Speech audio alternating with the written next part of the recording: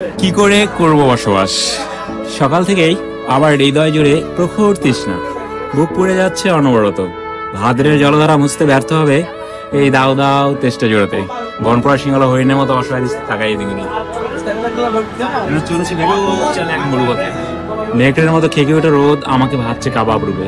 দু চোখে ক্ষুধার্ত পশুর জটর জ্বালা, পথে পড়ে তার ঘোড়ার কঙ্কাল, দুঃখ গাছের ডালে ঝুলন্ত বিজয় সাপ, বাড়িতে লুণ্ঠিত পুরো রক্ত চিহ্ন পোশাক, আর অতিকায় মরু কাকড়া আমাকে ভয় দেখাচ্ছে। হোঁচট খেয়ে বারবার বাড়িতে মুখ তুলতে বলি। আমার চোখের তৃষ্ণা আর বুকের তৃষ্ণা এক জায়গায় আর্তনাদ করে মরা নদীর মতো।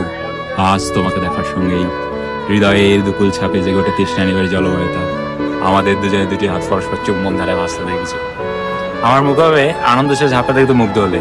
কয়েক মিনিট পরেই আমার মুখে বিষণ্ণতার উকি ঝুঁকি দেখে তোমাকে তোমাকে স্পর্শ করার মন খারাপের নীলাভ আঙ্গুল। তুমি আমার বিষণ্ণতার উৎস জানতে চাইলে আমি আমার অসুস্থতার কপট উচ্চারণ করি। অথচ তোমার কদিন এখানে দেখতে পাবো না ভেবেই আমার হৃদয় ধুলোয় লুটে গেছে আহত দোলের মতো। তোমাকে আবার দেখার জন্য নিরুপায় হয়ে আমাকে অপেক্ষা করতে হবে আরো 7 দিন। এই দীর্ঘ প্রতীক্ষার নিষ্করুণ ঘরে কি করে করব বসবাস?